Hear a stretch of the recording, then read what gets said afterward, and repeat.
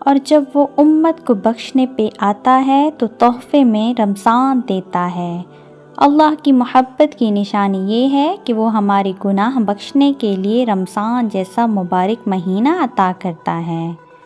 کر دیا خدا نے ہم پر ایک مہینہ مہربان، نام بھی بڑا پیارا ہے ماہ رمضان۔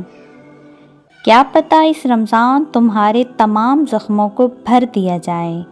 ویسے مہینے تو اور بھی ہیں پر ماہ رمضان کا کوئی ثانی نہیں۔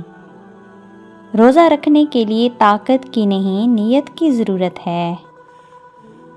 معلوم نہیں کتنے گناہ ہیں یا رب، اس رمضان کے صدقے بخش دیجئے۔ یا اللہ اس رمضان کو ہماری زندگی کا بہترین رمضان بنا دیجئے۔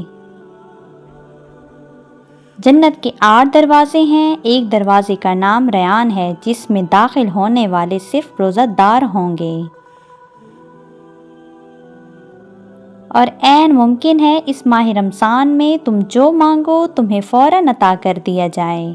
بے زبانوں کو جب وہ زبان دیتا ہے، پڑھنے کو وہ پھر قرآن دیتا ہے، بخشنے پہ جب آئے امت کے گناہوں کو، تحفے میں گناہ گاروں کو رمضان دیتا ہے۔ اس مہینے میں عشق ہونا لازم ہے، قرآن سے، روزے سے، تلاوت سے اور نماز سے۔ میری زندگی میں ایسا رمضان بھی لکھ دے یا رب، سحری مکہ میں کروں اور افطاری مدینہ میں۔ ایک روزہ ہو اور سامنے حضور اقدس صلی اللہ علیہ وآلہ وسلم کا روزہ مبارک ہو۔ کوئی ادھوری نہ رہے کسی کی دعا، سب کے لیے ایسا مبارک رمضان ہو۔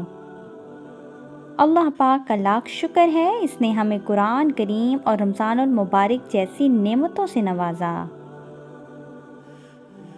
رسول اللہ صلی اللہ علیہ وآلہ وسلم نے فرمایا، جس نے کسی روزہ دار کو افطار کرایا تو اسے بھی اس کے برابر ثواب ملے گا، بغیر اس کے کہ روزہ دار کے ثواب میں سے ذرا بھی کم کیا جائے۔